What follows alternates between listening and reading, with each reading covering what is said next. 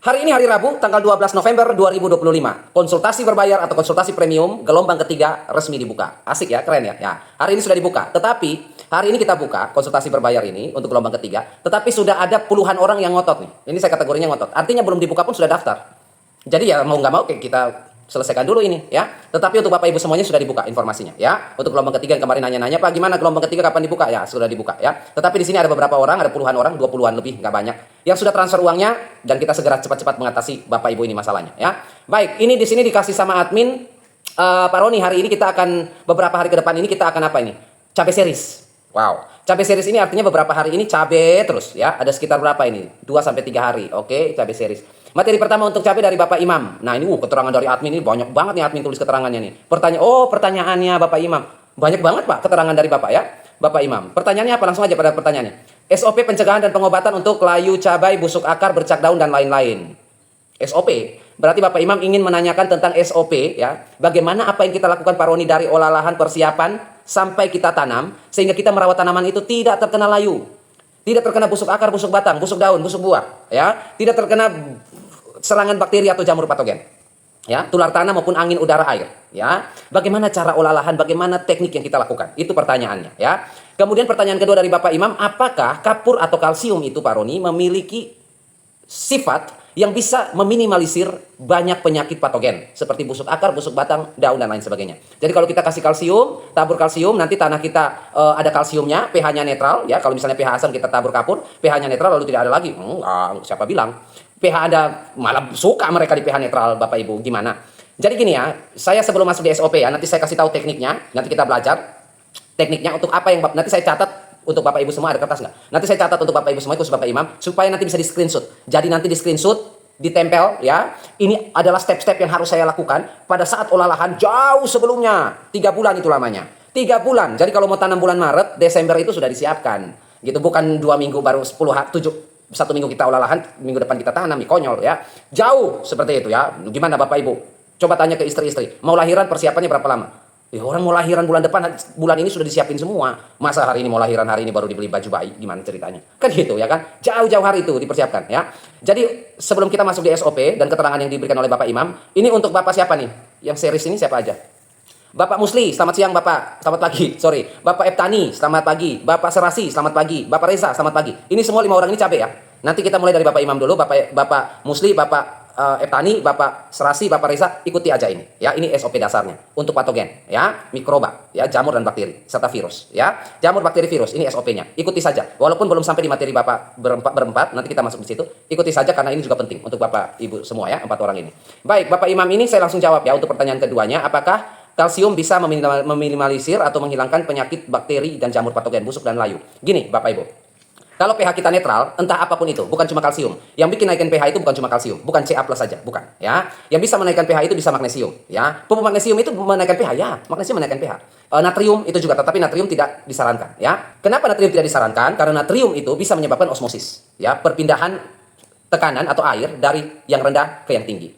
Ya, biasa kalau air terjun itu atau air hujan itu jatuh dari langit ke bumi ya. Ini terbalik, hujannya dari bumi ke langit.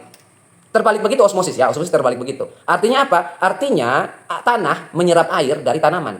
Kebalik nggak? Ya iya kan? Osmosis itu terbalik. Seperti hujan yang turun, yang naik ke langit. Harusnya kan bahasanya adalah hujan turun dari langit ya, karena gravitasi. Hujan jatuh dari langit. Tetapi kenyataannya adalah hujan dari bumi naik ke langit. Itu osmosis. Harusnya akar menyerap air dari tanah. Itu seharusnya. Sama seperti hujan jatuh dari langit. Tetapi kebalikan. Tanah menyerap air dari akar. Jadi akar kekeringan. Tanahnya basah kuyup, becek, tetapi tanamannya kering. Itu osmosis. Ya, perpindahan dari tekanan rendah ke tekanan tinggi. Ya, sama seperti bumi kita mengalirkan air ke langit. Ya, jadi mau terjadi seperti itu? Nggak mungkin ya. Jadi makanya jangan pakai natrium atau garam-garaman. Ya, baik. Jadi solusinya apa? Kalau kalsium, magnesium itu bisa, natrium itu bisa menaikkan pH. Solusinya bagaimana? Yang aman itu kalsium magnesium. Itu yang aman. Ya, nah. Sekarang apakah kita menaikkan pH tanah kita dengan kalsium seperti itu, kapur-kapuran seperti itu, pH-nya jadi netral, ada di angka 6, netral, atau 6,5, jadi tidak ada patogen? Enggak, mereka suka di situ. Ya, mereka suka di situ, layu bakteri, ya, apa Ralstonia atau misalnya Erwinia, suka. Malah optimal tumbuhannya pH 6. pH 5 malah ngap-ngapan, pH 8 malah ngap-ngapan, pH netral, suka bakteri. Jamur-jamur patogen itu Pak, suka. Kenapa mereka justru cari pH netral untuk hidup? Begitu ya. Ada satu yang nggak nyaman di situ, yang disebut dengan Phytophthora. Phytophthora capsicii ini yang bikin busuk akar, yang ada bercak hitam, ya, baunya bau amis, seperti itu, bau busuk, seperti itu ya. Nah, kemudian kalau Bapak Ibu belah atau potong pangkal batangnya, lihat ada titik-titik hitam atau coklat. Nah, itu capsicii itu, Phytophthora. Busuk banget. Seperti itu ya, menyerang akar, pangkal batang, naik ke atas, ya. Dia aja yang nggak suka pH netral. Selain dari Phytophthora apa? Semua suka. Jadi bagaimana? Mau naikin pH itu supaya menekan mikroba? Mana mungkin? Mana mungkin Bapak Ibu? Gini deh, logika aja, nggak usah kita berilmu pengetahuan. Logika aja. Bapak Ibu pH-nya berapa? pH-nya berapa? 6, 6,2, 6,5, ideal nggak itu? Ideal Pak? Masih layu? Masih Pak. Masih busuk? Masih Pak. Terus, apa yang mau dicari? Siapa yang berani bilang pH netral populasinya menurun, menekan populasinya, bergeraknya nggak leluasa? Siapa yang bilang? Itu masih terserang, tuh habis semua tanaman. Baik, jadi itu hanya capsicii saja, Phytophthora. Ya, selain dari itu nyaman-nyaman saja. Jadi pH naik tidak akan menjawab sesuatu hal yang bisa meminimalisir nggak ada ya. Apa Pak Roni yang bisa satu-satunya cara? Genangan. Cuma itu satu-satunya cara. Mau pH Anda netral, ada genangan, mampus. Seperti itu ya. pH Anda 5,5, wanti-wanti itu. Ya, pH-nya ada di 5,5, 5,3. Ya, hati-hati itu pH rentan itu. Tetapi tidak ada genangan Pak Roni, aman. Ya, pH 5,5 atau pH 5,3 walaupun dia agak sedikit berhati-hati, tetapi kalau tidak ada genangan, ya, irigasinya baik, drainasenya baik, tidak ada genangan di musim hujan, maka Bapak Ibu selamat. Celakanya adalah Anda yang pikirkan pH netral tetapi genangan, konyol, ya. Baik, kita lanjut pada keterangannya. Keterangan dari Pak Imam begini. Pak Roni, saya sebelum olah lahan, ya, itu 7 hari sampai 10 hari. Sebelum tanam ya, berarti olah lahan itu 7 HST sampai 10 HST. Jadi taruhlah 10 hari sebelum tanam. Olah lahan yang dilakukan adalah penyepraian M21 dekomposer ini, M21.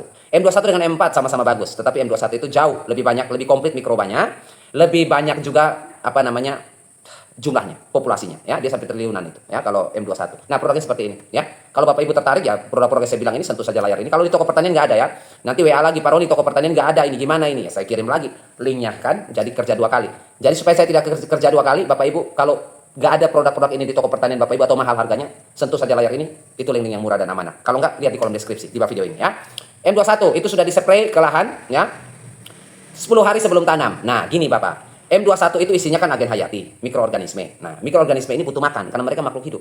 Bagaimana caranya Bapak Ibu bisa menyepray atau mengocor atau memberikan dekomposer atau agen hayati seperti M21 atau misalnya M4, lalu Bapak Ibu tidak menyiapkan untuk mereka makanan seperti kompos. Tidak siapkan bahan seperti itu, bahan organik. Lalu mereka makan apa? Makan pasir, makan tanah. Kan gitu kan, mati kan, mati. Gimana ceritanya nggak ada makan? Bapak Ibu dilepas di padang gurun nggak ada makanan, mati nggak? Mati lah, nggak ada air, nggak ada makan, mati kita. Seperti itu ya. Ya kalau mau ditaruh di padang pasir sana ya harus ada makanan, minuman, saya juga mau. Ya, saya nggak akan mati di situ ya. Tapi kalau nggak ada ya mati. Jadi itu harus ada bahan organik ya. Kemudian yang kedua, jangan terlalu sering-sering juga penggunaan dekomposer atau M21 ini kepada lahan pertanian kita ya. Kenapa? Karena yang pertama akan terjadi dominansi spesies atau genus ya. Misalnya kita terlalu banyak kasih M21, ya mikroba yang lain tersingkirlah, yang baik-baik itu. Mikroba itu harus beragam, seperti itu ya. Mereka akan tersingkir karena lebih banyak itu di situ, ya. Jadi beberapa kali, 1-2 kali cukup, ya. Jumlahnya juga triliunan itu, ya. Baik, kemudian ya itu nanti saya ralat untuk pemberian M21. Ada jadwalnya, saya kasih jadwal untuk Bapak Ibu semua. Nanti, makanya siap untuk mencatat ini. Kemudian setelah usia 1 bulan ya sudah cabang Y, ya sudah cabang Y, masuk transisi itu. Setelah usia 1 bulan cabai sudah cabang Y. Kemudian pencegahan yang saya lakukan adalah trichoderma dan asam humat. Sebenarnya trichoderma udah dikasih duluan itu. Boleh. 1 minggu sekali rolling dengan Amistartop. Oh, trichoderma asam humat rolling dengan Amistartop, rolling dengan Bion M. Nah, Amistartop oke. Amistartop ini untuk busuk akar ya, busuk akibat jamur ya. Jadi busuk akar, busuk batang, busuk daun, busuk buah ya. Amistartop itu jago. Nah, produknya seperti ini. Ini jago dia. Amistartop ini lemah sama apa? Lemah sama fusarium. Dia nggak bisa. Fusarium Amistartop nggak bisa ya. Dia nggak mampu ya. Jadi kalau yang lain busuk-busukan Amistartop sikat cepat aja itu. Tetapi kalau fusarium Amistartop nyerah, nggak bisa dia ya. Jadi itu jadi kalau Pak layunya nggak sembuh-sembuh pakai Amistartop, ngapain pakai itu? Amistartop nggak akan mungkin bantu layu Bapak Ibu. Fusarium dia nggak bisa kerjain itu. Kemudian di Amistartop saya Amistartop, kemudian apa tuh? Bion M. Oh, Bion M ini. Nah, ini nih. Bapak Ibu tahu nggak Bion M ini? Bion M ini untuk antibody. Jadi dia apa? Stimulan istilahnya. Stimulan itu apa, Pak Roni? Artinya ketika kita berikan pada akar tanaman menyerap dia dan tanaman membentuk imun, ketahanan tubuh, ya. Enzim sendiri, enzim protek, ya, racun sendiri, gen R namanya, gen resisten. Jadi tanaman bisa menghasilkan itu dengan rangsangan Bion M ini. Jadi kalau Bion M ini kita kasih ke tanaman bisa memproduksi itu, ya. Baik. Kemudian Bersomil, oke, fungisida juga ya. Bersomil 50 WP ini. Kemudian sudah Amistartop, Bion M, Bersomil 1 minggu sekali. 1 minggu sekali. Wah, ini dicampur-campur. Nggak boleh nih Pak ya, nggak boleh ini. Kemudian ada gejala kuning dan layu, saya kocor Ridomil Gold plus Nordox ya. Jadi kalau ada layu dan kuning, Bapak Imam kocor Ridomil Gold, Mankosep ini, dan juga apa tadi? Nordox, bakterisida fungisida. Ini ya. Baik. 1 minggu 2 kali Trichoderma sudah dihentikan ya. Jadi itu 1 minggu 2 kali Ridomil. Kalau misalnya ada gejala kuning daun atau layu ya, maka Ridomil Gold dan Nordox betul. Karena kalau layu fusarium itu ya, oxysporum itu hanya bisa diatasi oleh Ridomil Gold, Mankosep itu ya. Kemudian Nordox. Kalau amistatop nggak bisa. Amistatop bagian busuk dan bercak saja. Tapi kalau misalnya layu, itu kita kasih Ridomil Gold sama Nordox itu jagonya ya. Baik, itu sudah benar Bapak, hanya jadwalnya yang salah. Kemudian tetap bandel Pak, atas bawah. Artinya atas tetap layu, bawah tetap busuk. Baik. Kemudian dari 1.200 batang cabai yang kena baru 20 sampai 25 batang. 1.000, baru berapa persen itu? Ya kita cegah sekarang ya, bagus itu. Ya, 1.200 berarti 120 baru 10% ya. 120 baru 20%. 12 itu baru 1%. 24 2%, berarti 2%. Ya, dari tanaman cabai Bapak baru 2% yang terserang. Nah, penyebarannya berapa? 3 hari habis semua itu. Ya, cepat itu. Ya, jadi nanti kita selesaikan yang berapa persen ini? 2% ini. Ya, pencarangan ranting sudah saya lakukan untuk cahaya. Betul ya, jangan terlalu rapat. Kemudian spray fungisida rutin 2 sampai 3 kali setiap kena, tetapi masih kena ya. 2-3 kali tetapi masih kena ya. Oke, jadi baik, itu keterangan yang diberikan oleh Bapak Imam. Begini, kita langsung bikin ya jadwal SOP-nya biar Bapak Ibu langsung catat saja ya, atau langsung screenshot saja layar ini, nanti saya jelasin. Kemudian Bapak Imam yang berbayar nanti saya foto, saya kirim ya. Kita langsung mulai saja SOP apa yang Anda harus lakukan, jadwal-jadwalnya, durasi penggunaannya. SOP ini saya nggak tambah atau kurangi ya dari produk Bapak ya. Misalnya Bapak sudah siapkan tadi apa namanya? Amistartop ya, Bapak sudah siapkan tadi Bion M untuk stimulan, Bapak sudah siapkan Bersomil 50 WP, kemudian Bapak sudah siapkan berapa tuh 4 ya, Nordox ya, bakteri fungisida, kemudian yang kelima Ridomil Gold, ya berarti 5 ya, ada 5 ya, 5 yang Bapak sudah siapkan. Pak Roni ini sudah bagus atau saya perlu beli fungisida bakterisida lain-lain? Sudah, ini sudah bagus ya, ini sudah cukup ya, nggak usah lagi keluarin biaya, tanaman udah diserang keluarin biaya lagi, ini bisa ya, kalau mau yang lebih bagus ada, tetapi kalau ini Pak Roni, menurut Pak Roni bagaimana? Ini sudah cukup, sudah sangat cukup. Ya, mumpung dia juga sudah ada ya. Oke, nanti kita langsung bikin saja jadwalnya. Ada kertas nggak? Oh, ini ada ya. Baik, saya butuh kertas untuk saya mencatat SOP-nya berapa. SOP bakterisida fungisida 6 menit lah, 5-6 menit lah ya. Cepat aja ya. Oke, saya sambil mencatat untuk Bapak Ibu semua dan siapkan pulpen dan buku untuk Bapak Ibu semua. Dan baik Bapak Ibu semuanya, khususnya Bapak Imam yang bertanya tentang SOP untuk mencegah dan mengobati. Ya, bukan cuma mencegah saja, tetapi walaupun sudah dicegah dengan cara ini masih bandel juga kata Pak Imam, bagaimana cara antisipasinya? Ini baru 2% ya, 24 tanaman yang terserang dari 1.200. Baik, di sini untuk SOP-nya kita mulai dari awal, persiapan sebelum tanam. Ini yang saya bilang tadi. Kalau Bapak Imam siapnya 7 hari atau 10 hari persiapannya, ya fatal. Ya, fatal pasti ya, itu pasti fatal. Persiapan kita itu minimal 2 bulan. Maksimal berapa bulan Pak Roni? 3 bulan. Kalau Bapak Ibu mau aman. Ya, saya kasih 2 bulan saja ya. Kalau misalnya musim hujan kasih di 3 bulan. Kalau musim kemarau 2 bulan saja cukup. Prahujan ya, purna hujan ya. Artinya setelah hujan. Ini koloni bakteri, jamur, patogen, virus ini berkembangnya pesat sekali pada musim hujan. Kemudian setelah hujan itu mereka masih ada banyak. Ini setelah hujan, penanaman cabai ya. Kalau mau menuju ke hujan 3 bulan ya. Itu waktu yang diperlukan ya. 2 bulan sebelum kita tanam. Ini Pak, bukan 7 hari atau 10 hari. Ya pertama pengolahan lahan ya. Saya coba ini saya pikirkan habisnya akhirnya 8 menit juga. Saya pikirkan 2 kali apa yang masih kurang. Ternyata sudahlah, menurut saya ini sudah SOP standar lah ya. Yang pertama pengolahan lahan ya, bersihkan gulma itu yang pertama. Ya pasti Pak Roni kita akan bersihkan gulma ya, jangan salah ya. Bersihkan gulma ini ada dua keuntungan. Ya. Kalau Bapak Ibu hanya pikir bersihkan gulma itu paling cuma disemprot herbisida, nah itu konyolnya ya. Kalau saya tidak tulis ini konyol semua pasti semprot herbisida ya. Bersihkan gulma ini bukan cuma semprot herbisida ya, tetapi bajak, cangkul. Itu ya, nanti saya kasih tahu kegunaannya. Yang pertama pengolahan lahan kita bersihkan gulma dengan cara apa? Dengan cara 2. Herbisida kalau ada, spray kering dia ya. Kemudian yang kedua, kita bajak atau cangkul. Tujuannya apa? Tujuannya yang pertama ini bajak atau cangkul lahan ini ya, sebelum ini untuk bedengannya ya. Kita cangkul atau kita bajak itu 30 cm. Pak Roni kalau saya bikin 35 40 gimana? Lebih bagus lagi. Kalau mau lebih dalam lagi. Ini standarnya 30 saja cukup ya.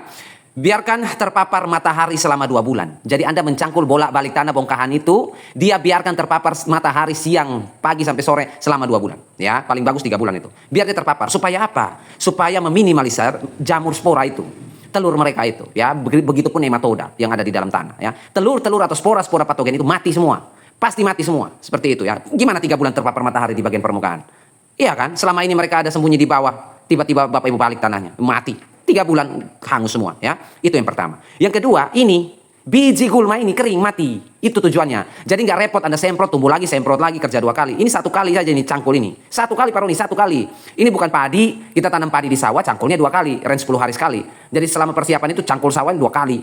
Ya, 10 hari lagi cangkul lagi sama perataan. Enggak, kalau cabai, tomat, terong 1 kali cangkul aja. Ya, supaya apa? Sporanya mati, telurnya mati, gulmanya, biji benihnya juga mati. Nanti kurangi biaya Bapak Ibu di herbisida. Ya, baik. Kemudian yang kedua pH. Nah ini pH tanah kita pastikan di 6,5 sampai 7 untuk cabai. Ini yang saya bilang. Anda mau cari 6,5 sampai 7, apa yang takut di sini? Nggak ada yang takut ini. Ini jamur, pembusuk, pempelayu ya, akar, batang, daun, buah maupun bakteri pembusuk. Mereka ketawa lihat pH ini, Bapak Ibu. Jadi jangan konyol ya. Ini ketawa mereka, senang sekali mereka lihat pH begini. Optimal pula di sini, ya. Ya cuma Phytophthora saya bilang, Phytophthora capsicum itu yang kabur, takut dia lihat pH begini. Cuma dia tok ya, cuma dia tok. Nggak ada lagi. Selain itu semua kerabatnya suka di sini, ya. Jadi pH itu untuk tanaman kita menyerap hara, bukan kita pikirkan untuk nanti memberantas patogen. Nggak ada itu ceritanya, ya. Kalau pH Anda, misalnya kita target kita ya 6 sampai 6,5 sampai 7 untuk cabai. Merah besar, merah kecil sudah untuk cabai semua, paprika pun di sini, ya. Kemudian untuk apa namanya pH, kalau misalnya kasus saya pH-nya 4 Pak Roni, gimana? 4 itu asam Pak Roni? Ya, pH itu asam. 4 itu asam. Bagaimana kalau pH kita 4? Berarti kita naik ke 2. Ya, 4 naik ke 6 kan? Nah, untuk 2 digit hitungannya begini. Ini sudah saya pernah buatkan ini. Kalau bedengan cabai Anda, bedengannya panjang kali lebar kali tinggi ya. Panjang bedengan 10 meter, lebarnya 1 meter, tinggi bedengan 30 cm. Ya, ini musim kemarau. Kalau musim hujan bikin 40. Panjang 10 meter, lebar 1 meter, kemudian tinggi 30 cm. Maka Bapak Ibu siapkan 7 kilo kapur dolomit. Ya, kapur dolomitnya per bedengan 7 kilo. Ya, tabur, bajak, cangkul sekaligus ya, supaya perataan nanti untuk mau tutup mulsa sudah tercampur sempurna ya. Kalau pakai kapur dolomit, pastikan tanah Anda gambut. Ya, artinya asam karena bahan organik, bukan asam karena mineral. Seperti pirit, seperti besi, seperti aluminium, seperti tembaga, seperti mangan, seperti zinc ya. Jangan asam karena logam, tapi asam karena organik. Pakai kapur.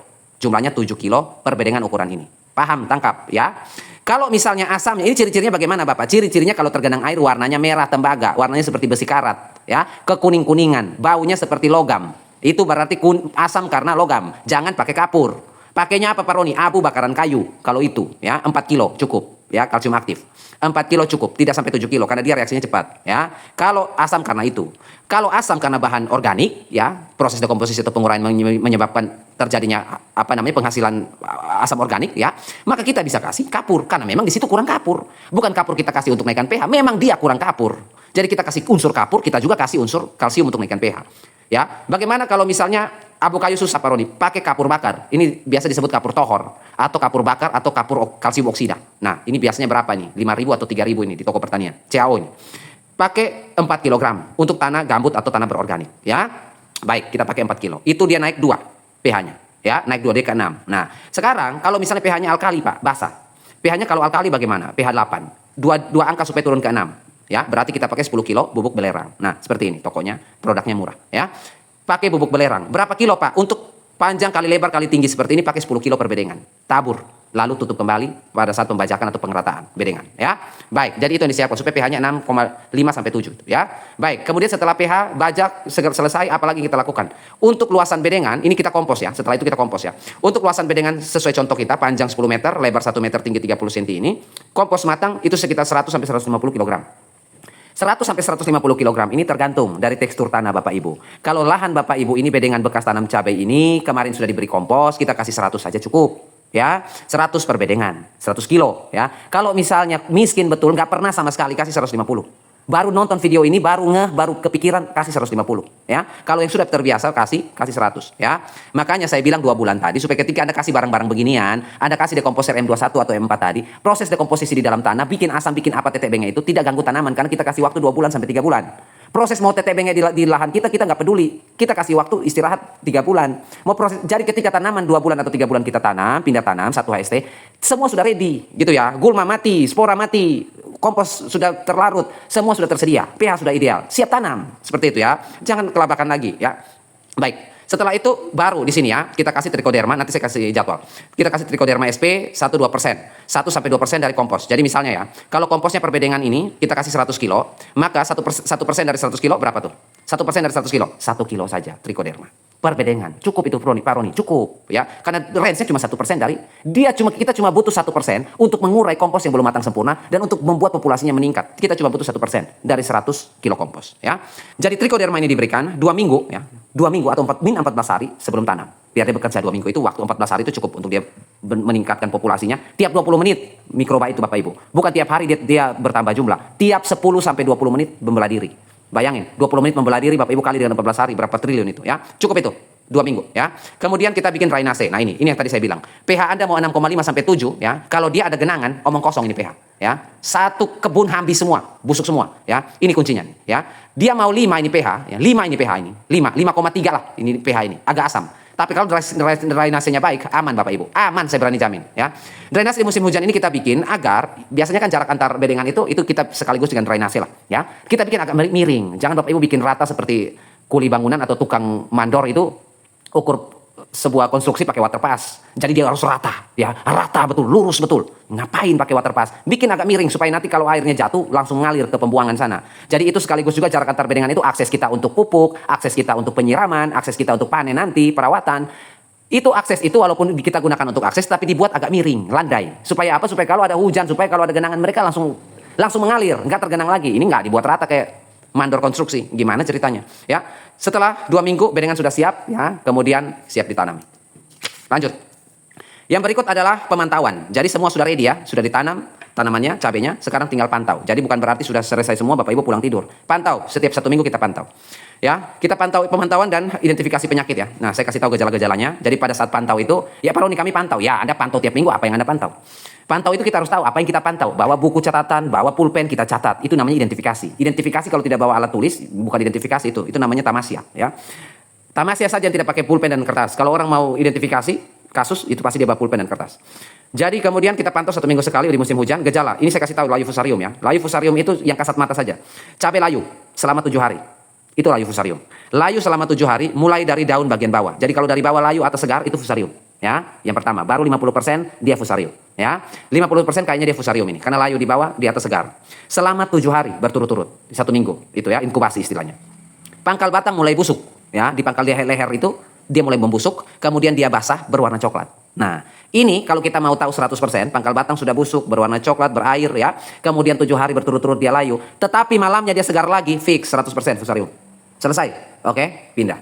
Gejala layu bakteri, ya. Ralstonia dan teman-temannya. Cabai tiba-tiba layu. Ya, tiba-tiba layu. Jadi gini, kalau bakteri jamur itu fusarium tadi saya bilang 7 hari itu dia layu berturut-turut. 7 hari Anda kekelahan layu terus. Kalau bakteri beda, 2 hari dia cuma butuh layu 2 hari. Senin layu, Selasa layu, Rabu mati. Beda nggak? Beda ya. Senin layu, Selasa layu, Rabu mati. Itu bakteri. Kejamnya ya. Layu mendadak 2 hari mampus. Ini saya lupa tulis mampus di sini.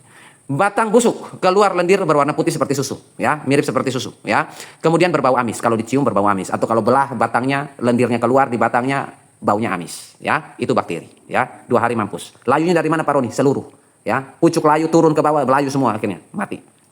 Kemudian untuk busuk akar dan batang akibat Phytophthora capsici. Nah ini, kalau pH Anda 7 atau pH Anda 6 atau 6,5, cuma dia yang takut. Teman-temannya nggak takut ya. Capsici ya, ini kalau pH netral kita agak untung karena dia takut ini ya. Yang buat busuk pada batang, akar ya, pangkal batang dan akar busuk ini akibat Phytophthora capsici ini. Pitum ini Pak bagaimana? Dia sama, pitum ini jamur yang bikin busuk juga, ciri-cirinya sama. Beda spesies, beda genus tetapi sama. Beda genus tetapi sama. Cara kerjanya sama. Proyeknya sama, rusaknya ya. Matinya juga sama. Pitum sama capsici ini ya. Akar, batang, busuk, basah, warnanya hitam. Bedakan ya. Yang tadi bakteri warnanya putih susu. Kalau capsici seperti Phytophthora dan pitum warnanya hitam, ya. Kalau fusarium bercaknya hitam, ya. Agak sedikit kecoklat-coklatan. Jadi sudah bisa bedakan dari warna, ya. Kemudian ada terdapat garis seperti terpola di pangkal batang itu, seperti ada garis-garis hitam atau bercak-bercak hitam, ya. Kalau dibelah batangnya itu ada garis-garisnya. Kemudian yang paling menonjol perbedaan dia. Nah, Pak Roni kalau bercaknya sama seperti layu fusarium, ya. Kemudian cara membedakannya seperti apa? Bedakannya gampang. Kalau fusarium itu malam tadi saya bilang malam dia segar lagi, ya. Kalau capsici, Phytophthora ini atau pitum, malam nggak segar-segar dia. Jadi kalau ada yang 10 tanaman layu, 5-nya segar di malam hari, berarti 5 itu fusarium.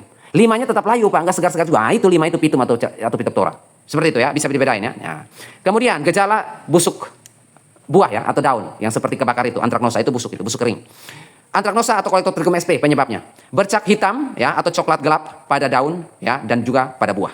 Ya, mulai bercak dulu, kemudian dia membesar, ya, sporanya berkembang, membesar, kemudian hitam seperti kebakar, nah antraknosa. Lalu kemudian kering, mati. Ya, gejala paling parah atau akibat paling parah apa Pak? Gugur semua buahnya, gugur semua daunnya, botak gundul, seperti itu ya. Nah, sekarang itu sudah tahu kan gejalanya sudah bisa oh ternyata beda-beda ya. Iya, siapa bilang susah membedakan mereka? Gampang ini semua membedakannya ya. Kemudian sekarang pengendalian dan pencegahan. Bagaimana Pak setelah 1% saya ada 20 tanaman sudah terkena? Gini Pak Imam. Yang pertama rotasi tanaman. Ya, itu pertama. Jadi jangan tanam cabe, anak cucu, cicit, cecet, cecot, cocot, cabe terus. Ya, akhirnya penyakitnya juga berkembang cecet, cecot, cicit juga. Bapak Ibu jangan pikir cabe berkembang biak dari kakek buyut sampai di cicitnya sekarang kita tanam dari generasi ke generasi. Patogennya juga tidak patogennya juga dari buyut-buyutnya juga.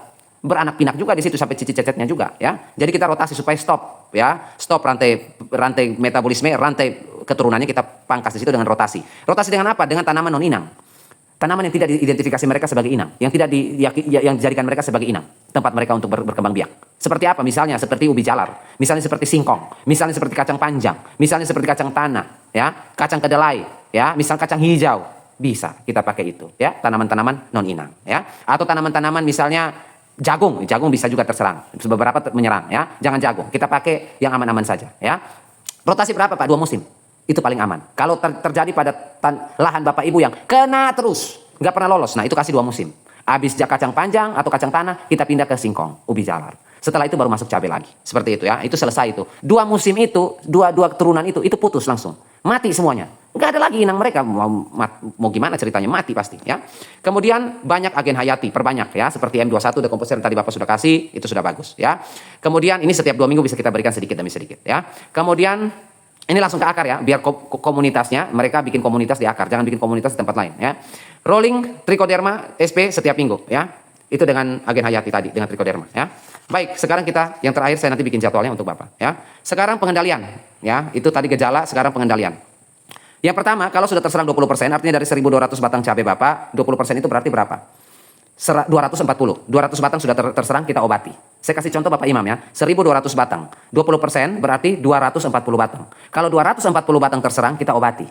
Oke ya, tetapi kalau 1.000 batang atau 70% yang terserang, musnahkan. Itu obatnya, itu tekniknya ya, musnahkan. Kalau 70% ya, cuma 30% saja yang bisa bertahan, sehat, yang 70%-nya sudah habis semua, terserang semua, musnahkan. Jangan ngotot mau rawat ya. Ngotot tambah bonyok ya, karena penyebaran mereka cepat. Butuh waktu 3-4 hari untuk 30%-nya hancur semua ya. Kita musnahkan, bakar, cabut dengan akar-akar lalu bakar, kembali ke SOP awal setelah bakar. Pengolahan 2 bulan ini ya. Baik. Layu fusarium. Kita bisa pakai Ridomil Gold ya. Untuk fusarium dulu ya. Saya bilang tadi Amistartop nggak kerja di sini. Ridomil Gold cukup. Ridomil Gold kita pakai 2,5 gram per liter. Jadi 1 liter itu 2,5 gram dosisnya. Bapak Ibu mau kocor 300 mili kek, mau kocor 220 mili 1 gelas aqua kek, boleh ya. Mau 1 liter pun boleh, terserah. Yang penting dosisnya 2,5 gram per liter. Nah, kocor 300 mili, untuk cabai cukup itu 300 mili per tanaman, atau 1,5 gelas aqua. Ya, setiap 5 hari. Lakukan 2 kali, nggak boleh lebih. Ya, kalau 2 kali belum sembuh jangan ngotot 3 ya, bisa bahaya ya. Bisa membunuh jamur baik yang lain ya. Kalau 2 kali cukup atau 3 kali cukup. Jangan lebih dari 3 kali untuk pestisida ya. Lebih dari 3 kali tanggung jawab sendiri ya.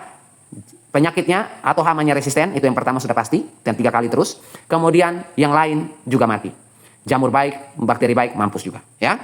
Penggunaan 2 kali saja Ridomil Gold. Layu bakteri kita kasih Nordox 56 WG. Cukup ini, cukup. Nanti dia bantu fusarium. Jadi dia bunuh bakteri pembuat busuk, dia bunuh, kemudian dia juga bisa bantu sedikit untuk bunuh layu fusarium karena dia bakterisida dan fungisida ya. Kita kasih 3 gram per liter. Mau kocor 300 mili juga nggak apa-apa. Kita kasih 300 mili di tanah, lalu sisanya kita semprot di bagian daun batangnya ya. 3 hari sekali. Lakukan juga 3 kali. Tidak boleh lebih dari ini ya. Nanti saya kasih jadwal. Kemudian kita bisa rolling dengan bersomil. Kita rolling 2 gram per liter ya. Kemudian semprot di batang setiap 1 minggu. Lakukan 2 kali juga ya.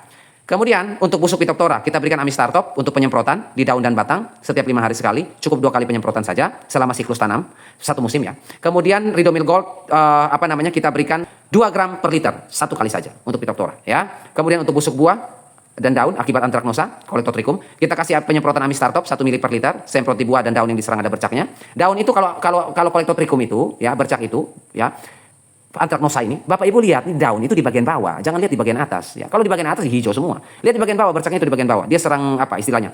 Stomata ya.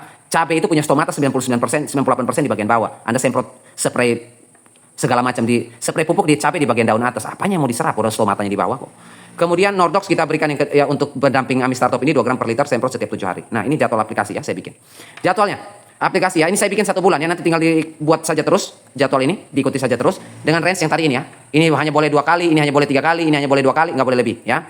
Ini maksimal semua 3 kali ya. Tidak boleh lebih dari 3 kali. Kalau masih bandel juga kasih tahu saya. Kalau sudah ikut jadwal ini kasih tahu saya, kita pilih obat yang paling sakti. Ya, tapi kalau 3 kali satu produk ini kita pakai 3 kali dengan range seperti ini, aduh ini sembuh semua ini ya.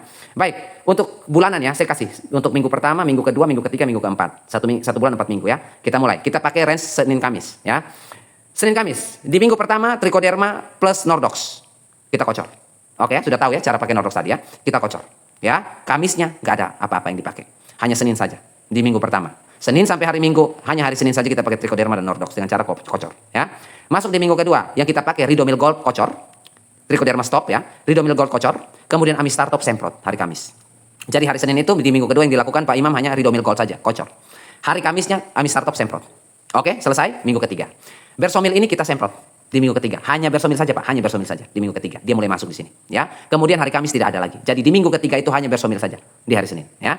Minggu keempat Nordox dan Amistartop semprot ya. Nordox dan Amistartop kita semprot di batang, daun, ranting kita semprot semua. Kemudian di hari Kamis kita pakai Trichoderma kocor di tanah.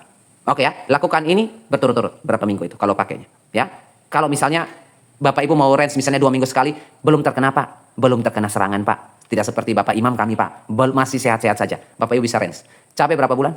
Panen? 3 bulan panen. Oke, berarti kita bisa atur ya. Misalnya 1 bulan sekali kita pakai cara ini ya. Bisa kita pakai cara ini. Kalau misalnya cabai saya baru terserang 30% Pak. Nah, boleh pakai cara ini ya. Intinya jangan sampai 3 kali satu musim ya.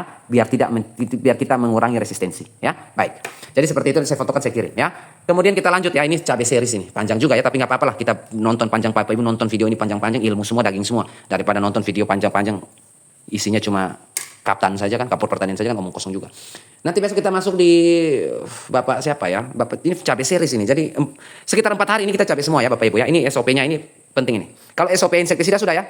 Insektisida itu SOP-nya sudah ya, ini sekarang fungisida ya dan bakterisida serta virus. Baik, untuk produk-produk yang tadi saya sampaikan itu Bapak Ibu bisa sentuh saja layar ini, ada di pojok kiri bawah, nah di situ, atau lihat aja linknya, paling banyak itu link di deskripsi sih sebenarnya. Bapak Ibu bisa kunjungi kolom deskripsi di bawah video ini, itu banyak sekali linknya ya. Dan akhir kata saya ucapkan, tetaplah selalu belajar, tetaplah selalu semangat, dan tetaplah selalu positif.